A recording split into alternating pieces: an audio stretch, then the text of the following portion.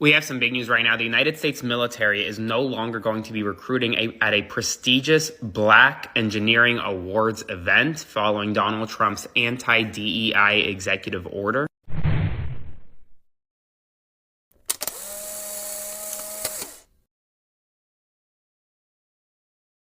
Hello everyone, welcome back to the channel. Today we are breaking down the biggest stories, the hottest debates and the widest reactions from across the internet. If you love deep dives into politics, viral news and cultural moments that have everyone talking, you are in the right place. We don't just report the news, we analyze it, unpack the reactions and give you the real stories behind the headlines. And of course, we always want to hear your thoughts. So don't forget to hit that like, subscribe and drop a comment below. Stay tuned because we are just getting started. Let's jump into it. We have some big news right now. The United States military is no longer going to be recruiting at a prestigious Black Engineering Awards event following Donald Trump's anti-DEI executive order. According to military.com, the United States Army and other service branches will no longer be recruiting this year at the Black Engineer of the Year Awards, or BEYA, B-E-Y-A. It's an annual conference that draws students, academics, and professionals in science, technology, engineering, and math. And historically, it's been used to help recruit some of America's best and brightest in the military and the Pentagon. Well, now after Trump's anti-DEI executive order and Pete Hegseth essentially telling the Department of Defense it can no longer observe Black History Month, it's no longer going to be recruiting from this pool of highly qualified and talented applicants. I'll do a full breakdown shortly on my Substack of what this all means. As always, comment below your thoughts, spread the word, follow along for all the news you need to know about. And if you want to read the full story on the military no longer going here, go to military.com. It has everything there. So Trump just passed that into the law. The United States military will no longer be going to recruit black, because apparently black people are DEI. But that's not it. Look this up. Black American men are the most overrepresented men in the military. Right now, if white men decide to start a civil war right now, we will fuck them up 10 ways from Sunday. The number of black men that are militarily trained in America is fucking outrageous. I am one of them. I am a fucking Marine Corps veteran. Do you know what it takes to be a Marine? Put 10 football fields. I can hit the target from 10 football fields, yes. From 1,000 yards, I can kill anybody from a fucking 1,000 yards. Do you know how many of me exist in the United States? Donald Trump is trying to make sure there is no longer a militarized black men. People who don't understand this will hear this and be like, oh my God, yeah, no more black people in the military. No, they were training us. Now they realize they have trained the people they're trying to oppress, and they cannot do that. So they need to make sure there are no more militarized black men. So currently there are a lot more of us in the military than of them in the military, right? When I say them, okay? So as much as we want to believe that this is better for us, in the long term, it won't be better for us. Right now, we have a checks and balances system in the military by it being more of us, okay, who won't let completely egregious things occur. If it is less of us and more of them, then different militaries start to doing different things and can be controlled by orange things. Okay, so as much as we feel like, oh, well, we shouldn't be and we don't want to, we need to be in that circle, in those rooms, in those conversations for our own safety. You know what really upsets me about this is y'all tend to forget that they have fought and died for this country as well. And that if it weren't for a lot of different marginalized groups that we're shoving into a box here, that the United States may not have been so successful. I mean, we own a hell of a lot to this day to the indigenous folk for helping us on numerous occasions in wars they had no reason to fight for. But we're not here to talk about that. Let's talk about the BIPOC community, black people in particular.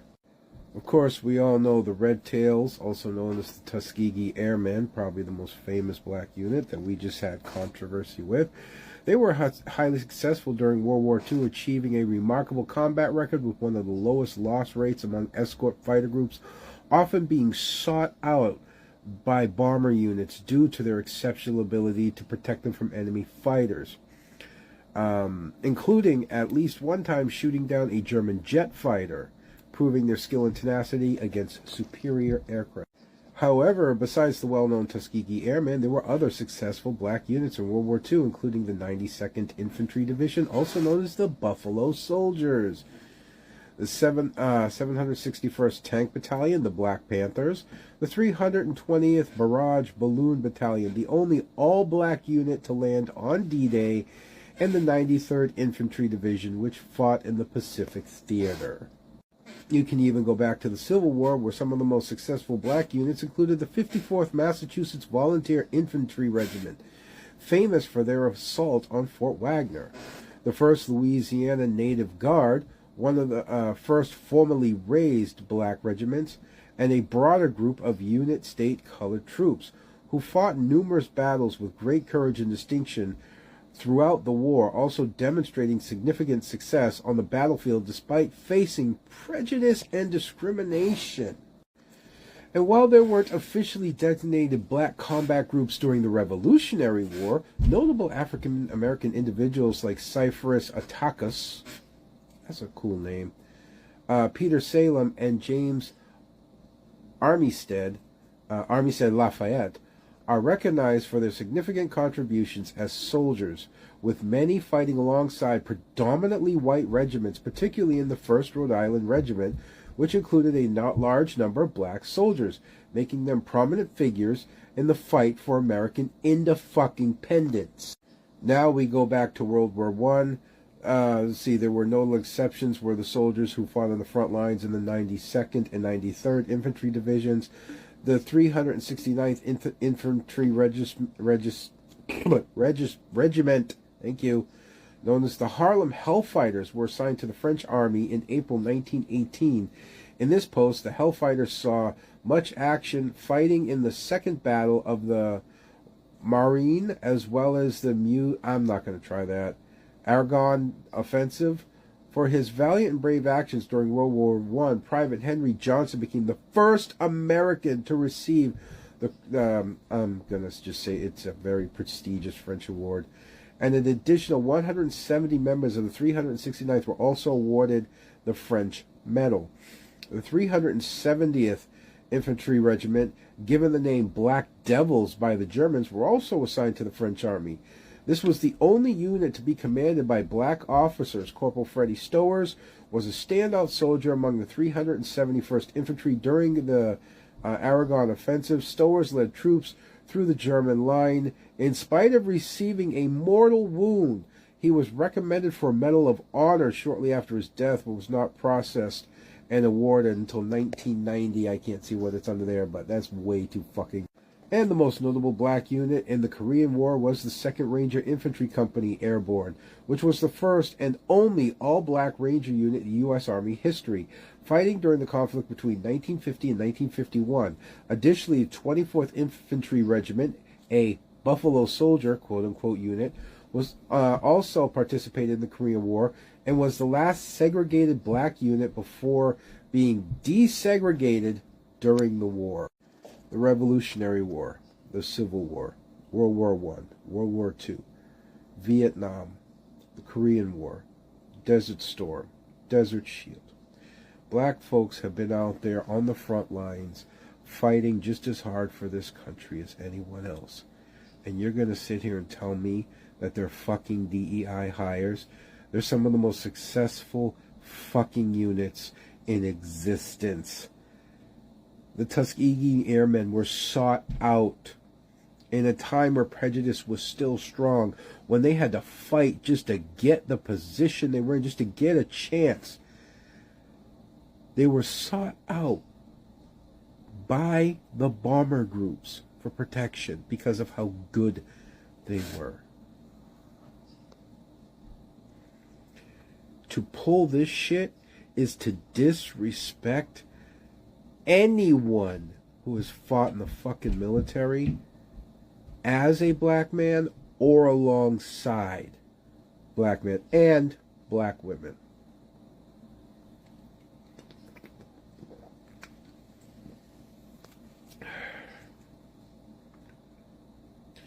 They have fought in every war for the freedom of this country, even when their own freedom wasn't guaranteed. Even when they were looked down upon as lessers. Even when they faced discrimination, segregation. Even when they weren't allowed originally, and they had to fight harder than ever to earn the spot to be able to get there. That's the thing that pisses me off about this DEI or bullshit. It's just how much harder the Tuskegee Airmen had to fight in order to get the chance to be able to serve like they did. That was the whole point of DEI. So they didn't have to go 6 miles above and beyond what your average white man would have to do to prove how good they were. And now you're going to start this shit. This shit. A soldier is a fucking soldier.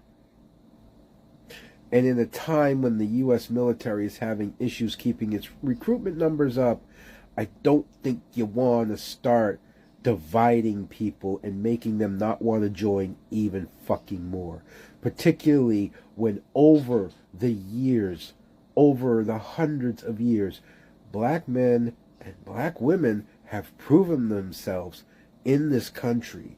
But yet you all keep thinking that DEI higher means that we're lowering our fucking standards to give them a chance. No. We are putting them at an equal chance of white folk. That is the problem with so much white privilege that you fuckers don't understand. You see somebody else getting help that raises their chances up to the same level as ours because they're being treated unfairly, and yet your mind can't process that shit, and you think somehow it's lowering the bar. Because it what? Doesn't include you, or you're just too stupid to realize it does include you. Because the moment you become disabled or injured or a veteran, even a veteran, DEI immediately kicks in. Why do you think on applications they ask if you're a veteran? That doesn't up your chances over all kinds of other people. That's a DEI question. Because a lot of places don't like to hire veterans. Now they won't have to. Enjoy that fucking thought while you sit there and snub your nose and look down on the black folk who fought to free this country even when they weren't free, who fought to protect freedom and democracy even when they were being discriminated against and they didn't have the same rights as this, when they were segregated into their own and had to work harder than anyone else to prove just how good they really fucking were. No, they were training us. Now they realize they have trained the people they're trying to oppress. Did you hear that? Were you really listening? Because that's why the far right and conservatives truly hate DEI. Pumpkin Spice Palpatine and his billionaire donor class buddies don't want any marginalized group, especially black people, to have knowledge, skills, strategies, or trades. Any of it. Because they want them to be complicit and agreeable when these autocratic fucks try to pin them down and oppress them. Why do you think they turned diversity, equity, and inclusion into an acronym? Because it's easily dismissible and you don't have to think about it. And when they tell you it's bad for you and they tell you to hate it, the far-right MAGA will always do that because they won't do any research. And that's what they're going to try to pull in that first 100 days. So pay attention. So let's talk about what is happening with this anti-DEI executive order and how it's already affecting military recruitment. According to theminitary.com, the United States Army and other service branches will no longer be recruiting at the Black Engineer of the Year Awards, in brackets BEAR, which is a major STEM conference that has historically provided a path for black engineers, scientists, and technology experts to enter the military and Pentagon. Now, this might sound like just another political move, but the consequences of this are huge, both for the military and for the broader workforce. Let's break this down. First, BEAR BEYA has been one of the most critical recruitment hubs for bringing in highly skilled professionals into military and defense jobs. We are talking about engineers, mathematicians, cybersecurity experts, people who work on advanced military technology, weapons system, and national security infrastructures. This hasn't just any job openings, they are positions that directly impart Americans' global competitiveness and defense capabilities. By cutting off recruitment from this talent pool, the military is essentially shooting itself in the foot. The Pentagon already struggles to attract diverse, highly qualified individuals into technical roles. This isn't about favorism or quotes, it's about getting the best talent available to handle some of the country's most sensitive and complex defense operations. And let's not forget, the military has been struggling with recruitment numbers across the board. Reports have been already shown that all branches of the armed forces have been falling short of their recruitment goals, and now they are eliminating the pipeline that has historically been successful. The question is, why? Well, this goes back to Trump's war on DIA programs.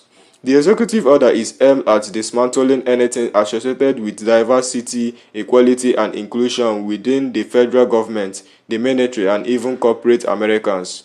And one of the biggest supporters of this move, Pete Hegseth, has made it clear that the Department of Defense should also stop observing Black History Month. So let's take a step back here. Not only is the military being told to stop recruiting at an event that produces some of the brightest minds in STEM, but now they are also being pushed to erase the recognition of Black contributions in the military altogether. This is where the real agenda becomes clear. This isn't about merit. This isn't about fairness. This isn't about erasing opportunities and pushing a culture war narrative that appeals to a specific political base. Because think about it, if it were really about hiring the best and not about race, why would they cut off access to a proven recruitment pool? Why would they eliminate a strategy that has helped the Pentagon attract top-tier talent? And let's not forget, BEYA isn't a race-exclusive conference. It's a STEM conference that focuses on diversity, but it includes students, academics, and professionals from all backgrounds. It's simply a space where underrepresented talent can connect with opportunities. So this isn't just about stopping DIA. This is about removing pathways that have worked for decades to bring in top talent, and in the process, weaken the military's ability to compete in an era where global threats are becoming more technologically advanced. Now let's talk about the reactions. As expected, this is sparking outrage across social media. Many people are calling this move self-sabotage for the military. Others are pointing out the hypocrisy because let's be real, if the military was pulling back from recruiting at conferences that attract mostly white engineers, nobody would be celebrating that. Some people are even questioning whether this is deliberate, a way to push the military toward lower quality recruitment so that when defense capabilities start failing, they can push more extreme policy to compensate. Because let's not forget, there has been an ongoing push for lowering the enlistment standard in other areas, yet somehow recruiting from a highly skilled Black STEM talent pool is where they draw the line. Meanwhile, supporters of the executive order are cheering this as a victory against woke ideology. They claim this is about removing a race-based hiring and focusing only on merit. But again, the military has always hired based on skills. That is why they recruited from BEYA in the first place. And let's be honest, if we are talking about meritocracy, then eliminating a highly successful recruitment source is the exact opposite of that. This also raises questions about long-term impact. If military recruitment continues dropping, what is the solution going to be? A draft, lowering even more standards, outsourcing technical defense jobs to private contractors who can recruit whoever they want. Because history has shown that when the US military can't recruit enough skilled personnel, they turn to less ethnical solutions, whether it's forced enlistment, tactics, or relying on expensive private firms that have their own financial interests at heart, not national security. At the end of the day, this move doesn't strengthen America, it weakens it. It closes doors for talented individuals who could have contributed to the nation's defense, and it sends a message that the military is willing to compromise its own readiness and innovation just to make a political point. So the real question is, what happens next? Will other government agencies follow suit and start cutting ties with similar conferences? Will the private sector step in to scoop up the talent that the military is now ignoring? And most importantly, what is the long-term impact of purging DIE efforts in critical fields like defense, engineering, and national security? One thing for sure, this isn't the last time we will see policy like this come into play. And the more these decisions are made for political theater rather than practical reality, the bigger the consequences will be in the years ahead. So let's hear it. What do you think? Do you believe cutting Beyer out of military recruitment helps or hurts national security? Do you think this is really about meritocracy, or is it just another political stunt? Drop your thoughts in the comments. Don't forget to like and subscribe, and I will catch you in the next one.